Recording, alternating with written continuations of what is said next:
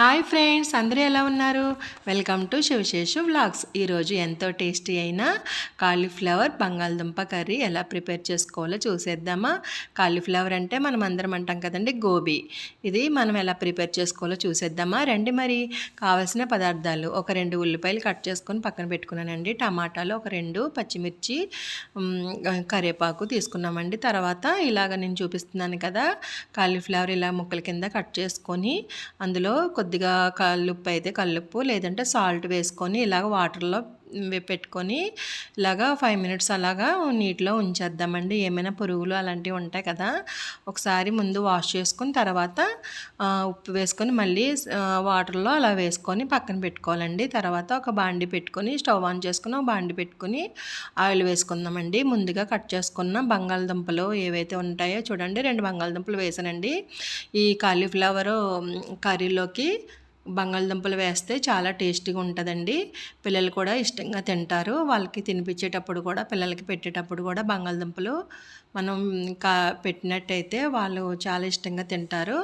చూడండి, ఇలాగా ఫ్రై చేసుకోవాలండి. ముందు గమ్మున త్వరగా మనకి స్కూల్ టైంలో మనం క్యారేజ్లు అవి పెడతా ఉంటాం కదా వాళ్ళకి, అప్పుడు మనం త్వరగా బంగాళదుంపలు ఉడకాలంటే మళ్ళీ బాయిల్ చేసి పక్కన బాయిల్ చేయాలంటే ఇబ్బంది అవుతుంది, మనకి టైం కూడా సేవ్ అవుతుందండి. ఇలాగా మనం ఫ్రై చేసుకుంటే బంగాళదుంపలు త్వరగా మెత్తగా అవుతాయండి. వేగించిన తర్వాత మనం బంగాళదుంపలు ఇలా పక్క తీసుకుందామండి. పక్క తీసుకున్న తర్వాత మనం ఉల్లిపాయలు టమాటాలు కట్ చేసుకుని పెట్టుకున్నాం కదా, ఉల్లిపాయలు బాగా మగ్గిన తర్వాత అప్పుడు టమాటాలు వేసుకోవాలండి. టమాటాలు, కరివేపాకు, మనం 3 పచ్చిమిర్చి తీసుకున్నాం కదా, ఒక పచ్చిమిర్చి వేసుకుందాము. ఇవి బాగా మగ్గిపోవాలండి. మగ్గిపోయిన తర్వాత ఇలాగా మనం గోబీని బాగా ఒకసారి కడిగి తర్వాత రెండోసారి కడిగిన తర్వాత ఇలాగా వాటర్లో కొద్దిగా ఉప్పు వేసుకొని ఇలా పక్కన పెట్టుకోవాలండి. మనం ఎంతసేపు ఇలాగా పక్కన పెడితే అంత మనకి ఏమైనా డస్ట్ అలాంటిది ఉన్నా ఇవి గోబీ అనేది ఫ్రెష్గా ఉంటుందండి. ఉప్పు లేకుండా అలా మామూలుగా వేసేస్తే కనుక ఇవి బ్లాక్ కలర్లో వచ్చేస్తాయండి. మనం తీసుకునేటప్పుడు కూడా మార్కెట్లో ఫ్రెష్గా ఉన్న గోబీని తీసుకోవాలండి.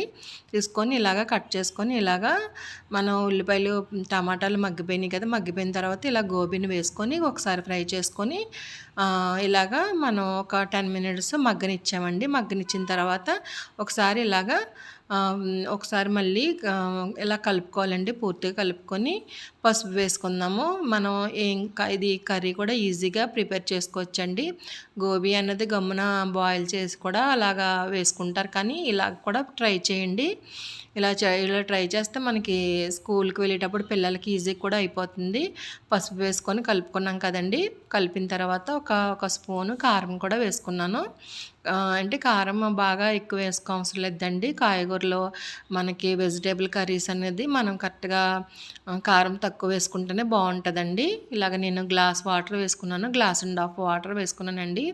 అంటే ఇలాగ మనం మూత పెట్టి మగ్గనిస్తేనే చక్కగా మగ్గిపోతుందండి. మనం వాటర్ కూడా వేసుకుంటే చక్కగా ఉడుకుతుంది. పచ్చివాసన లేకుండా గోబీ అనేది ఉడికితేనే టేస్ట్గా ఉంటుందండి. మనం ఇలాగా గోబీ అన్నీ బాగా చక్కగా మగ్గేలాగా మనం వాటర్ అనేది 1.5 గ్లాస్ వాటర్ వేసుకున్నానండి. ఇలా హై ఫ్లేమ్లోనే మూత పెట్టుకొని ఒక 5 మినిట్స్ మగ్గనిద్దామండి. చూడండి, చక్కగా మగ్గిపోయింది కదా. మీకు కూడా ఈ కర్రీ అంటే చాలా ఇష్టమా అండి? మీకు మా ఇంట్లో అందరూ ఇష్టంగానే తింటారండి. నేను ఎప్పుడైనా మనకి వెజిటేబుల్స్ ఇవి మనకి ఈజీగా అయిపోవాలి, లేదంటే మనకి ఫ్రైడే అలాగా మనం ఎక్కువగా ఎప్పుడైనా వారానికి ఒకసారైనా ఇలాగా తెచ్చుకొని మేము కర్రీ అన్నది ప్రిపేర్ చేసుకుంటామండి. మీకు కూడా ఇష్టమైతే కామెంట్ చేసి కామెంట్లో పెట్టండి. నేనైతే ఇలాగే చేస్తానండి. గోబీ ఫ్రై అనేది, గోబీ కర్రీ అనేది ఇలాగే చేస్తానండి. ఇప్పుడు మనం ఉడకబెట్టుకొని ఫ్రై చేసుకొని పక్కన పెట్టుకున్నాం కదా, బంగాళదుంపలు కూడా మనకి ఉప్పు సరిపోయింది లేదో చూసుకొని ఇలాగా బంగాళదుంపలు అనేవి మనం వేసేసుకోవాలండి. ముందు వేసేసుకుంటే ఆల్రెడీ మనం ఫ్రై చేసుకున్నాం కదా, అవి ముక్కలు కింద అది స్మాష్ అయిపోతాయి. అలాగ మనం ఎలా వేసామో అలాగైతే రావు కదండి. చక్కగా బంగాళదుంపలు కూడా ఉడికిపోయినాయండి. ఇప్పుడు మనం అల్లం వెల్లుల్లి పేస్ట్ కూడా వేసుకుంటే చాలా టేస్ట్గా ఉంటుంది. నా దగ్గర ప్రస్తుతానికైతే అల్లం వెల్లుల్లి పేస్ట్ లేదండి, అయిపోయింది. ఇప్పుడు చేసుకోవాలి నేను మళ్ళీ. అందుకని నేను ఆ హోల్ గరం మసాలా పౌడర్ ఉంది కదా, ఆ హోల్ గరం మసాలా పౌడర్ వేసానండి. మీ దగ్గర లేకపోతే చికెన్ మసాలా ఉంటుంది కదా, ఆ మసాలా పౌడర్ కూడా లైట్గా వేసుకుంటే ఏమీ లేదండి, టేస్ట్గా ఉంటుంది. లేదంటే చక్కగా మనకి పచ్చివాసన కొద్దిగా కాలీఫ్లవర్ అన్నప్పుడు కొద్దిగా స్మెల్ డిఫరెంట్గా ఉంటుంది కదా, ఆ స్మెల్ ఇంక్రీజ్ అవ్వడానికి చక్కగా పిల్లలకి కూడా యమ్మీగా తింటారండి. మనకి రోటీస్లోకి కానీ చపాతీల్లోకి రైస్లోకి కూడా చాలా బాగుంటుందండి. మనం బగారా రైస్ అని బిర్యానీ వెజిటేబుల్ బిర్యానీ వండినప్పుడు కూడా మనం సైడ్ డిష్ లాగా ఇది వండుకుంటే చాలా బాగుంటుందండి. చుట్టాలకు కూడా మనం ఎప్పుడైనా రిలేటివ్స్ వచ్చినప్పుడు ఇలాగా వాళ్ళు తిన్నారు కదండి, శుక్రవారాలు శనివారాలు వారాలు చేసుకున్న వాళ్ళకి కూడా మనకి ఈజీగా కర్రీ అన్నది ప్రిపేర్ చేసి చక్కగా 5 మినిట్స్లో పెట్టేసుకోవచ్చండి. పిల్లలకి కానీ మన ఎవరికైనా ఇష్టంగా ఉన్న వాళ్ళకి ఇలాగా ప్రిపేర్ చేసి పెడితే ఇది హెల్తీ ఫుడ్ కూడానండి. మనం ఆలు అన్నీ వేసాం కదండి, ఇది కాలీఫ్లవర్ అన్నది కూడా మనకి హెల్తీ అండి. చూడండి 5 మినిట్స్ అదే 2 మినిట్స్ మగ్గనిచ్చాం కదా సిమ్లో.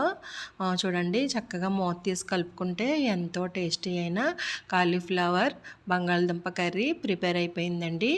మనం కాలీఫ్లవర్ అంటాము, చాలామందికి అయితే గోబీ అంటారు కదండి.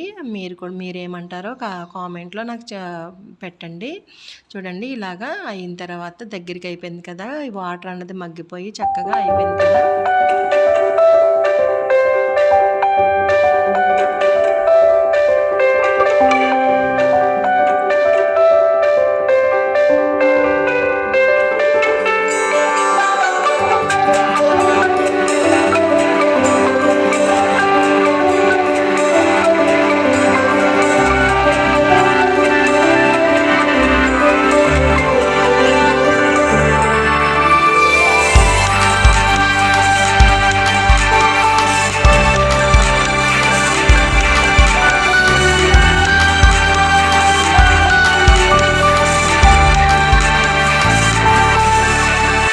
చూడండి స్టవ్ ఆఫ్ చేసేసుకొని సర్వింగ్ బౌల్లో సర్వ్ చేసేసుకున్నాము. చూడండి టేస్టీ గోబీ బంగాళదుంప మనకి ప్రిపేర్ అయిపోయిందండి. ఆలు గోబీ కర్రీ మనం ప్రిపేర్ చేసేసుకున్నామండి. చూడండి మీరు కూడా ఇంట్లో ఇలాగా ప్రిపేర్ చేసుకొని టేస్ట్ చేసి చూడండి. శివశేషు వ్లాగ్ని సబ్స్క్రైబ్ చేయడం, కామెంట్ పెట్టండి, లైక్ చేయండి, షేర్ చేయండి. ఉంటాను మరి, బాయ్ అండి.